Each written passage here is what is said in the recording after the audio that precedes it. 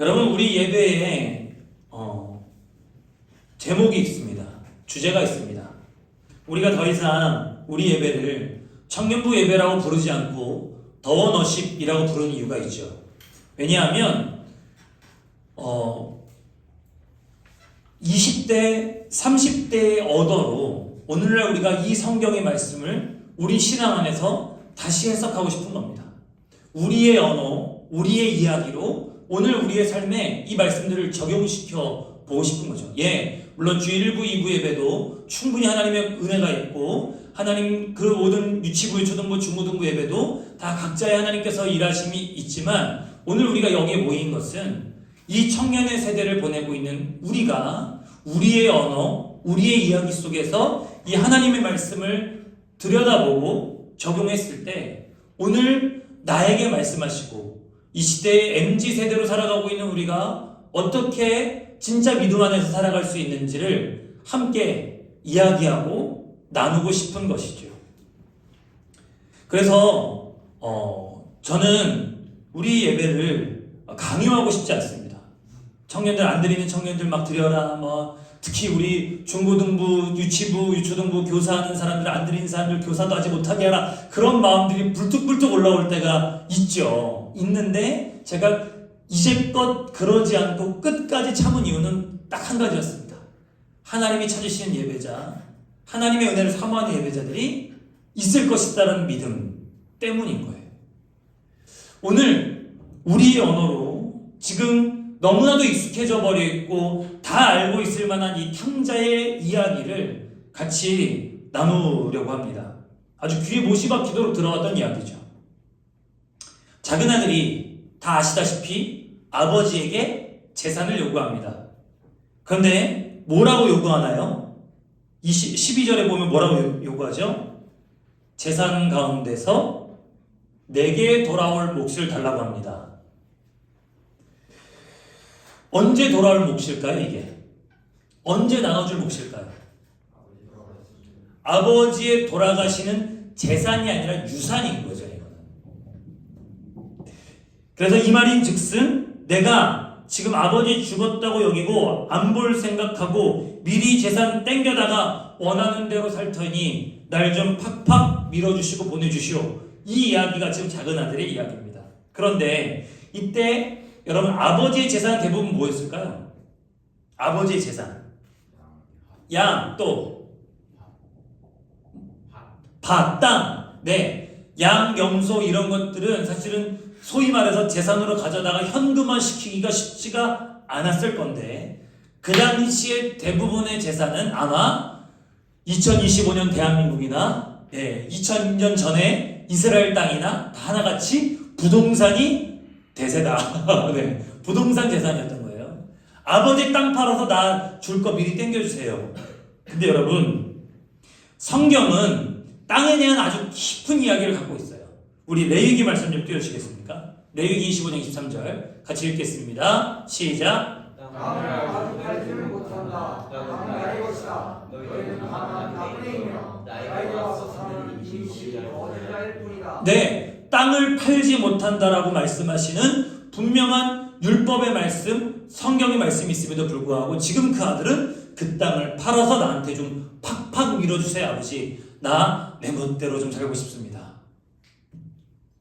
그래서 여러분, 단순히 둘째 아들은 자아 실현하려고 인생 한번 화끈하게 살아보려고 미리 땡겨서 비즈니스 하러 가는 게 아닙니다. 아버지를 죽었다고 여기고 하나님의 법을 정면으로 위배하고 이제는 고향도 버리고 조상도 버리고 땅을 팔므로써 하나님의 말씀을 어기는 하나님도 버리겠다라고 하는 선언이 아버지, 내가 받을 재산 좀 주세요 라는 말에 담겨 있는 거죠. 사실 이럴 때 고대 금동에서 아버지와 이 아버지를 둘러싼 이 동네의 가문의 반응은 보통 어떻게 하냐면 겁내 이 아들을 팬 다음에 내쫓거나 아니면 호적에서 파버리는 겁니다. 고대 금동은요, 아버지의 권위가 매우 중요하거든요. 지금 내가 아버지가 죽었다고 여기겠다고 말하는 건 그냥 이거는 가문에서 축출당해도 할 말이 없는 선언인 거예요. 무례하기 짝이 없습니다. 여러분, 이 당시 이 시대 사람들은요, 명예를 목숨처럼 여겼어요. 명예를. 우리나라는 체면 문화입니다. 여기는 명예 문화예요. 그래서 오늘날 여러분, 이슬람권에서 만약에 자녀들이 예수를 믿었다, 신앙을 가졌다 하면은 그게 어떻게 됩니까? 단순히 이슬람 신앙을 버리고 종교를 바꾼 차원이 아니라 우리 가문의 명예에 먹칠을 한 겁니다. 그래서 명예살인이 정당화되는 거죠. 부모가 자식을 죽여요. 남편이 아내를 법원에 고발해서 감옥에 가둬버려요. 왜? 우리의 명예를 실추시켰기 때문에. 이 동네는 아직도 그 문화가 있거든요. 그런데 여러분, 이때 이 아버지의 반응은 뭘까요? 이 아버지의 반응이 뭐였냐면, 우리 12절 끝부분 보시면 뭐라고 되어 있냐면, 아버지는 살림을 두 아들에게 나누어 줬대요. 여기서 여러분, 살림이라는 단어가 헬라어로는 비오스, 바이오스, 뭐랑 연결될까요? 이 단어가 생명이라는 단어랑 연결돼요. 살림을 나눠준 게 아니라 아버지의 생명을 나눠준 거예요. 자신의 생명을 찢어서 나눠줬다고 하는 거예요. 이 둘째 아들에게. 레위기 말씀 아까 전에 보셨잖아요. 땅을 팔지 말라라고. 땅을 팔지 말라는 명령이 하나님의 명령이었잖아요. 하나님의 명령을 어긴 것은 그 구약시대 때 죽음이죠. 그러니까 땅을 팔아서 둘째 아들의 요구대로 자기 재산을 나눠준 이 아버지는 자신의 생명을 찢어서 나눠준 꼴이 된 겁니다. 근데 여러분, 둘째 아들 결과가 어땠을까요? 불보듯 뻔하죠. 마치 여러분, 폭삭 속았수다에서 전당포하다 망한 운명이처럼 말입니다. 네, 완전히 망해버린 거예요. 17절부터 19절 말씀 같이 읽겠습니다. 17절부터 19절입니다. 시작. 그래서야 그는 제정신이 들어서 이렇게 말했다. 내 아버지의 불만한 군꾼들에게 먹을 것이 남았는데 나를 여기서 불러주는구나. 내가 일어나 아버지에게로 돌아가서 이렇게 말씀드려야겠다. 아버지, 내가 하늘과 아버지 앞에 죄를 지었습니다. 나는 더 이상 아버지의 아들이라고 불릴 자격이 없으니 나를 품꾼의 하나로 삼아 주십시오. 여러분, 제정신이 든 거예요. 돼지 치다가 돼지가 먹는 쥐염 열매도 주인 몰래 훔쳐먹는 꼴이 된 거예요. 왜 그랬을까요? 먹을 게 안 좋으니까. 여러분, 고대 노예제 사회에서 노예 처지는 단순히 고용된 직장인이 아닙니다, 여러분. 물론 이 시대에 회사를 다니는 고용된 직장인들은 우리 스스로의 신분을 종놈이라고 노예라고 생각하고 살아갈지 모르겠지만, 이 당시의 노예들의 목숨은 누구 거예요? 주인의 겁니다. 때려 죽이든 갖다 팔아버리든 뭐하든 어떤 권리도 주장할 수 없는 것이 지금 이 둘째 아들이 처해진 상황이었어요. 아마 이 이야기 속에, 이게 예수님의 이야기잖아요. 예수님 이야기 속에 다 하지 않지만 이 사람은 아버지께로 돌아가겠다라고 했을 때 이게 어떤 거였냐면 목숨을 걸고 아마 도망친 거였을 겁니다. 스스로 돌이켰다. 근데 생각해보니까 우리 아버지 집에서는 여기선 그야말로 개 취급당하고 사람 이하에 취급당하고 언제 죽어도 이상하지 않은 나의 노예 신분이 우리 아버지 집에서는 종들도 풍족하게 먹던데, 걱정 없이 살던데, 아버지 말씀만 잘 들으면 괜찮던데 하는 생각에 돌아가서 품꾼 중 하나로 살기로 결정을 하고 지금 목숨을 걸고 아버지로 간 겁니다. 예, 왜 목숨을 걸었냐? 이 주인의 밑에서 도망칠 때 목숨 걸었다고 했잖아요. 마찬가지입니다. 돌아갔을 때 아버지와 가문이 이 아들을 죽이거나 때리기로 결정하면은 그대로 받아야 됩니다. 이 당시의 유대 랍비들은요, 이렇게 가출한 아들은 어떻게까지 해야 되냐면 배상금을 받아서까지 이 아들이 가문의 명예, 마을의 명예를 실추시킨 걸 회복시켜야 된다고 여겼어요. 이 동네 사람들은 혼인잔치 하면, 어저께도 제가 결혼식에 갔다 왔는데 혼인잔치 했는데 음식이 부족하다, 포도주가 떨어졌다, 그럼 아마 그 혼주들이 여러분 온 마을 사람들한테 배상금을 물어야 될 정도였습니다. 그냥 지금은 핵가족 시대고 1인 가구 시대지만 여러분 이 시대는요 대가구를 넘어서서 마을 공동체, 가문 공동체의 시대였다는 거죠. 아마 이 아들이 돌아와도 자신의 목숨을 보장할 수 없었을 겁니다. 이게 여러분 그런 거 있잖아요. 우리가 엄마 아빠한테 혼날 것 같으면 미리 말하고 미리 이 포석 깔아놓고 10개 온다는 걸 5개 온다고 뭐 이렇게 생각하잖아요. 아마 이 둘째 아들도 우리 정서상은 아버지 내가 아버지한테 종놈 되겠습니다. 그러면 아버지가 당연히 아들아 그게 무슨 소리니 내가 널 다시 아들로 받아주겠다 이런 그림을 그리면서 했을 거라고 우리는 생각해요. 아니에요. 정말 종놈이 됩니다. 정말 호적에서 파버린 시대입니다. 이 아들은 목숨 걸고 그 집에 돌아가서 아버지 집에 돌아서 종 되려고 간 거예요. 그래도 돌아가자. 돌아가 보자. 그래서 20절 같이 읽겠습니다. 20절입니다. 시작. 그는 일어나서 아버지를 갔다. 그가 보통 언도에 있는데 그의 아버지가 그를 보고 친히 여겨서 달려가 그의 목을 깎고 일어나 주었다. 네, 아버지가 반응이 어떻습니까? 아버지 반응이 어땠어요? 가장 먼저 반응이 달려갑니다. 요즘 제가 지난주에 4월 얼싹 새벽 기도를 인도하면서 폭삭 소가수다를 제가 예화로 들었거든요. 수요일에 제 안에 있는 김은수 전도사가 또 설교하면서 또 폭삭 소가수다를 예화로 들었어요. 그래서 야 우리 집은 무슨 두 부부가 말씀 준비 안 하고 폭삭 소가수다만 보는 줄 알겠다. 우리 성도들 그 생각했는데 여러분 왜 요즘 아저씨들 그런다면서요.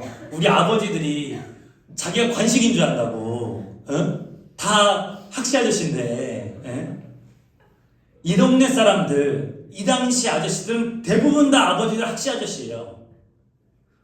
자녀가 돌아온다고 뛰지 않습니다. 절대요. 절대 뛰지 않아요. 아버지가 그 당시 옷들은요 대부분 이게 통 원피스 같은 여기 이 발목까지 내는 통 원피스에 바람이 숭숭 잘 통하는 그런 거였는데 뛰다가 아버지의 무릎이나 허벅지가 보이면 가문의 수치입니다. 이거랑 비슷한 사건이 있어요. 다윗이 언약궤를 예루살렘으로 가지고 올 때 어떤 일이 있죠? 다윗이 신나서 춤을 춥니다. 근데 우린 이 당시 이 동네 의복을 모르니까 바지가 벗겨졌다 그러잖아요. 아니 그게 아니라 통 원피스처럼 입었던 게 들려서 하체가 다 보일 정도로 그렇게 춤을 췄다는 거예요. 그리고 그것을 보고 다윗의 아내이자 선대왕 사울의 딸이었던 미갈이 그걸 보고 업신여기고 그걸 갖고 무시했다고 합니다. 마치 다윗이 여호와의 언약궤가 예루살렘에 돌아왔을 때 춤췄던 그 모습이 뭐였냐면 지금 아버지가 자기 무릎이랑 허벅지 다 보이면서 막 헐레벌떡 뛰어가는 이 장면하고 똑같은 장면이에요. 그리고는 아무 대가 없이 아무 꾸지람 없이 아들의 지위를 다시 회복시켜 주시죠. 여러분 은혜가 되십니까? 이렇게 해주시는 아버지의 선택과 결정 여러분 감동이 되세요? 아니 솔직히 그냥 그런 거지 뭐. 예. 이게 아버지가 하나님을 생각하면 뭐 다 그런 거지 뭐 당연하게 여겨지지 않습니까? 왜냐하면 거의 우리 대부분은 이 둘째 아들이 아니거든요. 여기서 예배드린 거의 대부분의 사람들은 아버지 곁을 떠난 적이 없거든요. 여기 밖에 나가서 시원하게 정말 여러분 시원하게 놀다가 시원하게 망이고 시원하게 인생 살다가 시원하게 말아먹고 다시 돌아오는 사람은 여기서 제가 보기에는 우리 한 분밖에 안 보여요. 네, 우리 마정은 전사님밖에 안 보이는데 네. 우리 대부분은 둘째 아들이 아닙니다. 한국교회 안에 대부분 남아있는 청년들은 둘째 아들이 아닙니다. 네, 놀아요. 압니다. 여러분 잘 노는 거 알아요? 근데 논다고 해서 우리가 아버지 곁을 떠나지는 않아요. 교회 밖을 벗어나진 않습니다. 우리 25절에서 30절 우리랑 똑같은 사람이 하나 있는데 우리 25절부터 30절 같이 읽겠습니다.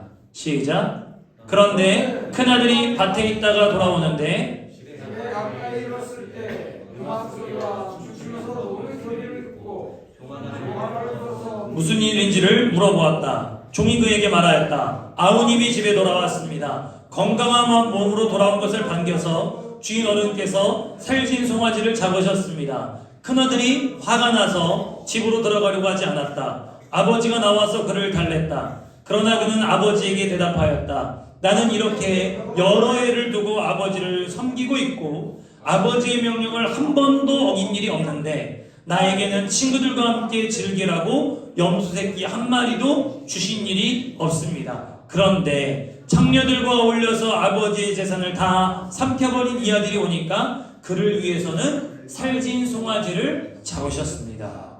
여러분, 문제는요, 제 얘기를 들어보세요.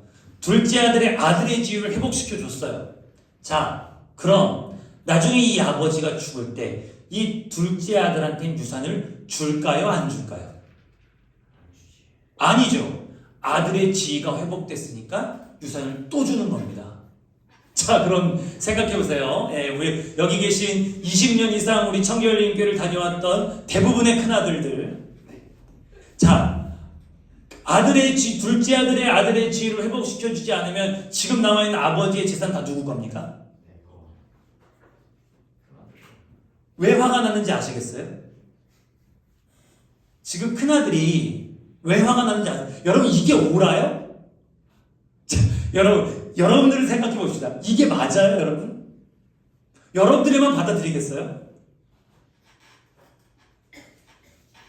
본능적으로 우리가 싫습니다. 본능적으로. 아버지가 이해가 안 됩니다. 20대의 나에게 적용되는 그 민감한 그 정의와 공의의 법칙으로 내 것을 조금 더 뺏기고 싶지 않은 사람들이 우리 아닙니까? 내가 조금 더 피해보고 싶지 않은 우리 아닙니까? 그런 사람들에게 단순히 둘째 아들 받아주셨네 그렇게 됐네가 아니라 이 둘째 아들을 받아주면서 내가 나중에 받을 몫이 사라지는 것을 여기는 큰아들의 입장에서 본다면 여러분, 이거 받아들이기 쉽지가 않습니다. 이거 사실은 이러고 나서 우리 집 예화를 들었는데 우리 집 애들이 다 여기 와 있어갖고 우리 집 첫째는 행동파입니다. 우리 집 둘째는 자유로운 영혼이에요. 첫째는 되고 싶은 게 많아요. 둘째는 내가 꼭 뭐가 돼야 돼? 이런 분위기죠. 그래서 우리 첫째는요, 힘들고 짜증을 부리면서도 할 일을 다 합니다. 근데 둘째는요, 다시 한번 말씀드리면 자유로워요. 인생과 마음이 너무 편안한 아이입니다. 그래서 늘 첫째가 화를 내죠. 아빠, 나는 공부 이렇게 하는데, 나는 이거 이만큼 하는데 왜 둘째는 이거 안 해? 이게 고정적인 하루에도 한 5번은 듣는 멘트입니다. 오늘 한국교회에 남아있는 대부분의 청년들은 탕자의 비유가 귓등으로 들리거나 공감이 안 돼요. 왜냐하면 대부분이 첫째거든요. 교회 벗어난 적 없습니다. 예배 안 드린 적 없습니다. 이것저것 어른들이 시킨 사역 안 한 적이 없어요. 마치 첫째처럼 말이죠. 그래서 그 첫째는 몹시 화가 납니다. 아버지 재산을 내가 탕감한 적도 없고요. 아버지 명령을 어긴 적도 없고요. 이제껏 아버지를 섬기지 않은 적도 없습니다. 아버지, 근데 나한테 왜 이러세요? 왜 내 것 뺏어서 쟤한테 또 준다고 하세요? 왜 혼내고 나무라고 때리고 종으로 삼지 않고 왜 다시 아들로 받아주세요? 저 새끼 오니까 다시 아들로 받아주신다고요? 잔치를 벌여요? 세상에. 근데 여러분, 이 첫째가 왜 아버지의 말씀도 잘 듣고 아버지를 섬기고 아버지 곁에 떠난 적 없이 아버지의 명령을 따라 다 했을까요? 아버지를 사랑해서요? 아니면 아버지를 존경해서? 아니죠. 지금 첫째가 왜 화났다고요? 재산 때문에. 둘째는요, 아버지 면전에다 대놓고 재산을 요구해서 가져갔는데 첫째는 면전에다 대놓고 요구하지 않았지만 지금 마음속으로 뭐라고 생각한 거예요? 아버지가 죽기만 하면 저 재산 다 누구 거? 내 거. 예, 아버지를 죽였다고 여겼던 건 둘째뿐만 아니라 첫째도 마찬가지인 겁니다.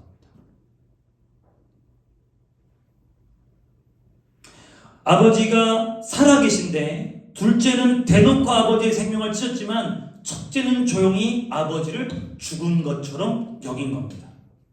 유산은 아버지가 죽어야 그때 아들들에게 물려주는 거예요. 여러분, 둘째를 아들로 받아주든 안 받아주든 아버지가 살아있을 때 자기 재산 다 날리면 어떻게 됩니까? 첫째 아들은 받을 게 없어지는 거예요. 지금 자기 게 아닌 겁니다. 지금 내 게 아닌 거예요. 근데 지금 내 거를 아버지 것을 내 것처럼 여기고 아버지가 죽기만을 손꼽아 기다리고 있었던 게 첫째의 마음이었던 겁니다. 그래서 화가 났던 거예요. 여러분, 지금 이 이야기 속의 아버지는요, 대놓고 떠나간 둘째만 잃어버린 게 아니라요, 옆에서 붙어있는 첫째도 이미 어느새 잃어버린 겁니다. 작은 아들의 방탕은 아버지를 사랑하지 않았기 때문이죠. 근데 동시에 큰 아들의 분노 역시 아버지를 사랑하지 않았기 때문입니다. 아버지는요, 여기서 이 이야기 속의 두 아들의 아버지는요, 이용의 대상이었을 뿐 그 누구도 아버지의 마음, 아버지의 생각, 관심이 없습니다.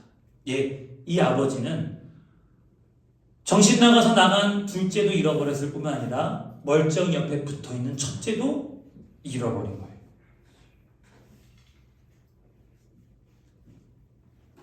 그래서 팀 켈러 목사님이 이 부분을 이렇게 썼습니다. 하나님 앞에 반항해서 멀어지는 길이 두 가지라는 거예요. 하나님 앞에서 반항해서 멀어지는 거예요.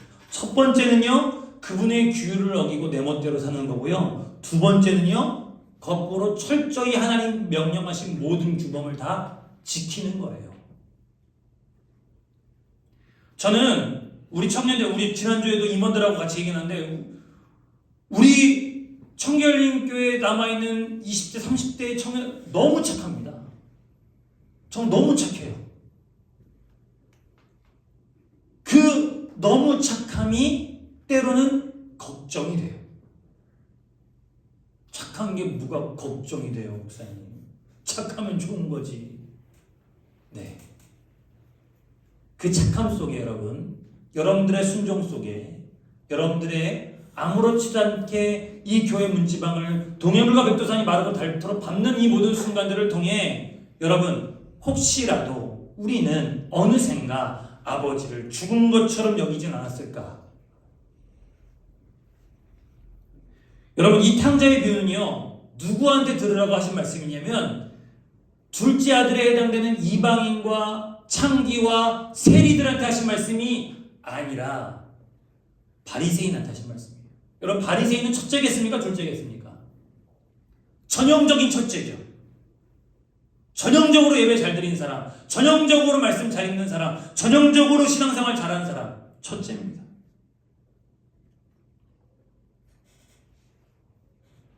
그런데 정작 이 첫째들이, 바리새인들이, 세리와 창기와 죄인들이, 부정하다 여기던 병자들이 예수께 위로를 얻는 게 그렇게 못마땅한 거예요.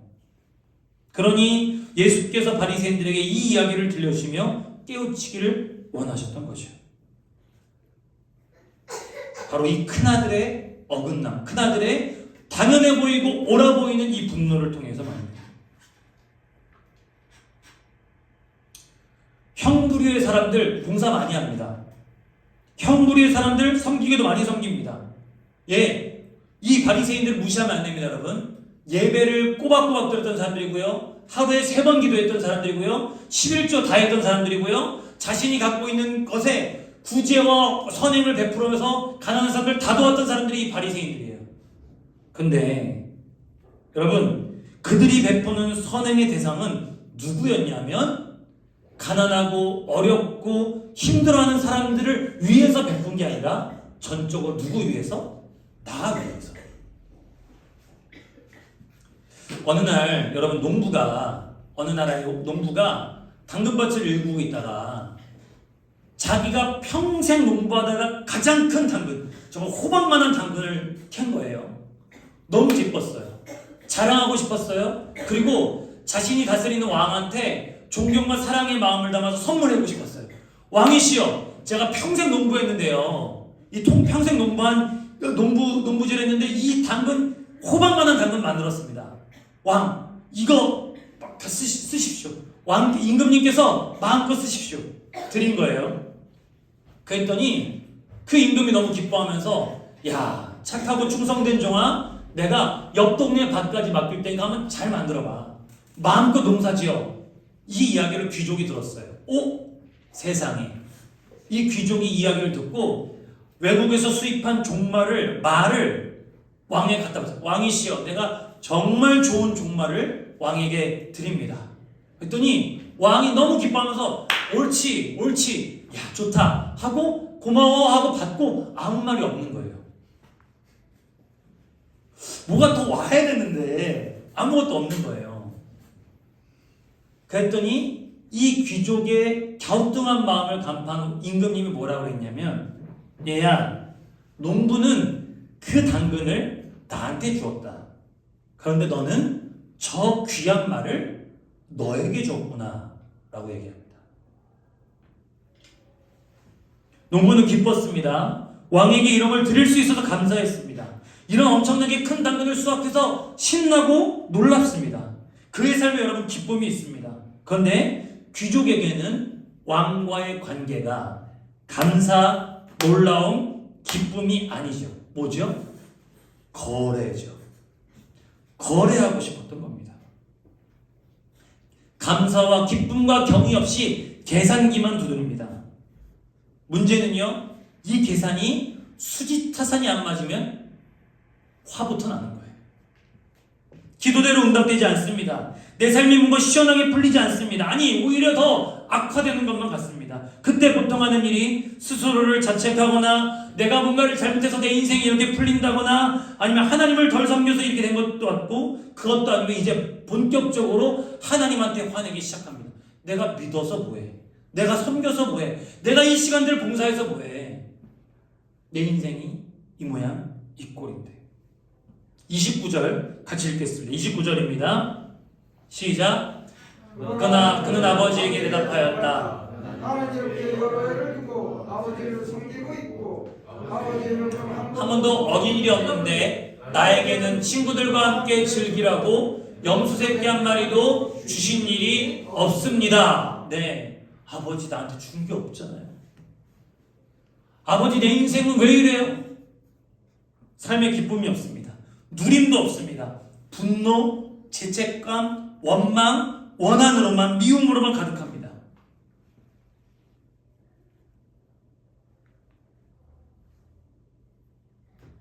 여러분, 죄는요, 밖에 나가서 시원하게 놀다 온 것만 죄가 아닙니다. 저는 지난 한 주간 여러분들이 어떤 종류의 죄를 졌는지 아무런 관심이 없습니다. 진짜요. 정말 관심이 없어요. 뭐 하고 노셨는지. 여러분, 노세 언제 노세? 젊어서 노세. 마음껏 노십시오. 마음껏 다니십시오. 진짜 여러분들이 뭐하고 놀았고 뭐하고 죄를 졌는지, 소위 우리가 말하는 죄를 졌는지 관심이 없어요. 왜냐하면 밖에서 놀다 온 둘째만 죄진 게 아니라 착실하게 집에 붙어있던 첫째도 똑같이 죄를 진 거예요. 성경이 말하는 죄는 이거에서 죄고, 뭐 먹어서 죄고, 뭐 안 먹어서 죄고, 이게 죄가 아니라요, 하나님을 떠난 상태, 아버지를 잊은 상태, 아버지를 잃어버린 그 상태 자체가 죄인 거예요. 밖에 나가서 시원하게 노는 것도 죄가 아니라, 안에 들어차갖고 여기서 꼬박꼬박 하는 게 옳은 것이 아니라, 그 마음의 중심에, 우리 마음의, 우리 인생의 중심에, 과연 여러분, 아버지를 알아감으로, 아버지의 마음을 알아감으로 여러분들의 삶에 기쁨이 있습니까? 누림이 있습니까? 때로는 내 뜻대로 되지 않고 내 이상과 내 판단에 어긋나 보이고 뭐가 옳아 보이지 않을지라도 화를 내거나 판단하거나 지적하지 않고 넉넉한 마음으로 넘길 수 있을까요? 우리 서로를 말이죠. 교회를 향해서 말이죠. 성경이 말하는 죄는 이거 잘못하고 저거 모자라서 죄라고 말하지 않습니다. 그런 건 다 죄라고 하는 상태에서 맺어지는 열매들인 것뿐이에요. 진짜 죄는 이거저거 행동을 하는 게 아니라 성경이 말하는 진짜 죄는 다시 한번 강조합니다. 아버지를 떠난 우리의 상태, 아버지를 잃어버린 우리의 영적인 현실이 바로 죄인 거죠.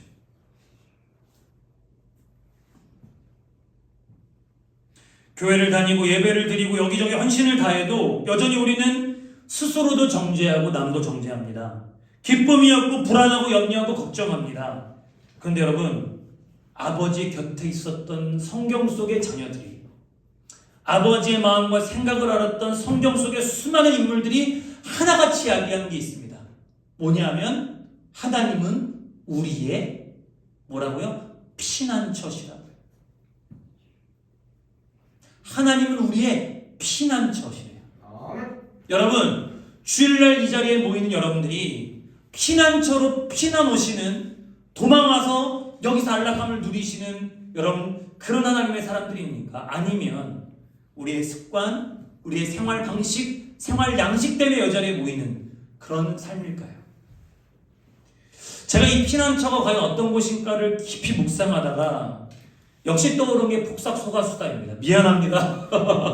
성경을 더 많이 봐야 되는데 지난 일주일 동안 폭삭소가수다에 빠져갖고 제가 주인공의 딸 금명이가 결혼하려고 해요. 근데 금명이 엄마가 누구예요? 오애순이잖아요. 그래요. 아무튼 그런 게 있어요. 네. 오직 말씀만 보시고 드라마 안 보시는 분들께는 주님의 이름으로 축복합니다. 근데 엄마는 자신의 친정엄마도 일찍 죽고 친정아버지도 일찍 죽고 천의 고아처럼 살다가 정말 사랑꾼 양관식을 만나서 가정을 이룹니다. 그러고 나서 딸을 낳는데 금이야 오기야 키웠는데 그 딸이 시집가는 집에서 반겨주질 않아요. 가난한 집에서 시집 온다고 시엄마 될 사람이 무시해요. 그랬더니 상견례 자리에서 분통이 터져서 돌아가는 택시에서 남편 붙잡고 얘기합니다. 뭐라고 얘기하냐면 우리 금명이는 나랑 달라. 친정 있어. 친정 부모 다 살아있어. 언제든지 언제든지 오라 그래. 우리가 다 해줄 거야. 막 그렇게 남편한테 막 하소연하듯이 한 얘기가 있어요. 피난처를 묵상하다 떠오른 게 바로 친정이었어요. 저희 아내도 여기 있는데 저희 아내가 저희 어머니는 시어머니죠. 시어머니가 되게 잘 지냅니다. 대화도 잘하고요. 쇼핑도 같이 하고 여행도 같이 하고 정말 잘 지냅니다. 네, 그래서 저는 두 여인의 사이에 문제가 아무것도 없는 것 같았어요. 아니, 문제가 없어요. 근데 친정집에 갔을 때 본 모습이 나옵니다. 나사가 두 개 풀려서 편안하게 누워 있습니다. 우리 장모님이 이것저것 다 해줄 때까지 손 하나 까딱하지 않습니다. 그게 친정에서 누릴 수 있는 여인들의 특권인 거죠. 진짜 피난처예요. 아무리 시부모랑 잘 지내는 것처럼 보여도 피난처가 아닙니다. 결혼하지 않으셔서 아직 모르실 수 있습니다. 그런데 여러분들의 형제 자매나 누군가가 본가로 돌아와서 정말 나사 한 3개 풀어진 것처럼 보이고 그 집 조카들 정말 정신없이 막 돌아다니는데 우리 친정엄마가 돌보고 있고 언니들 누워져서 이렇게 TV 보면서 이렇게 핸드폰 리모컨 돌리면서 이러고 있으면 여러분 그거 이해하셔야 돼요. 왜? 이 자리가 피난처기 때문에. 여러분, 친정집의 든든함과 친정엄마의 따뜻함이 하나님의 사람들이 고백한 하나님은 우리의 피난처라는 거죠. 하나님께 나와 예배하는 여러분들이 이 자리가 피난처이실까요? 기쁨이 있고 누림이 있고 평안이 있고 감사가 있는 바로 그런 자리이신가요? 어느새 우리가 그런 모습들을 잃어버렸다면 어느새 우리는 신앙생활 잘하고 오늘도 여러분 아침부터 여기저기서 잘 섬기고 교회를 위해서 헌신한 거 너무나 감사합니다. 하나님께서 복 주실 겁니다. 그런데 그런 순간에 우리는 하나님을 잃어버리고 있었던 것은 아닐런지요.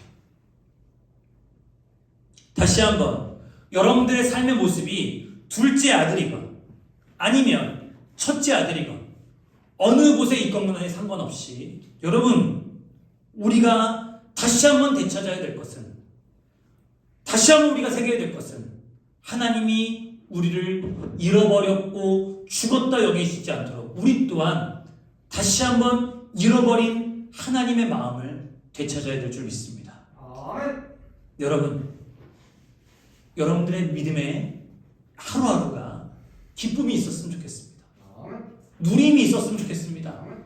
아버지가 말씀하세요. 맨 마지막 말씀 같이 읽겠습니다. 우리 31절 32절입니다. 같이 읽겠습니다. 시작. 아버지가 그에게 말하였다. 얘야 너는 늘 나와 함께 있으니 내가 가진 모든 것은 다 네 것이다. 그런데 너의 이 양은 죽었다가 살아나고 내가 잃었다가 되찾았으니 즐기며 기뻐하는 것이 마땅하다. 내가 송아지 잡지 말라고 한 적이 있니? 내가 잔치하지 말라고 한 적이 있니? 아들아, 큰아들아, 내 건 다 이미 너 거였어. 사랑하는 여러분, 하나님과 함께하는 삶을 누리십시오. 아멘. 예, 정말 다시 한번 믿음으로 선포합니다. 섬기는 게 지치고 신앙생활하면서 교회에서 헌신하고 그런 게 답답하고 막막하면은 내려놔도 됩니다. 예, 새로 목사님 되신 분들도 계시잖아요. 부목사님이 둘이잖아요. 우리가 제가 다 알아서 할게요. 예. 다만 우리가 지난달에 말씀드렸던 것처럼 말씀에 씨앗이 뿌려져 30배, 60배, 100배의 결실을 거둔 그 순간이 될 때까지 하나님의 그 은혜에 하나님의 그 사랑의 음성에 귀를 열어놓는 그 한 가지면 족합니다. 충분합니다. 쉬었다 해도 돼요. 멈췄다 일어서도 됩니다. 다만 우리가 놓치고 잃어버리지 말아야 돼. 하나님 아버지의 그 마음을 찾고 그와 마음 앞으로 더 가까이 나아가는 더 멋진 예배자들 되시기를 주님의 이름으로 축복합니다.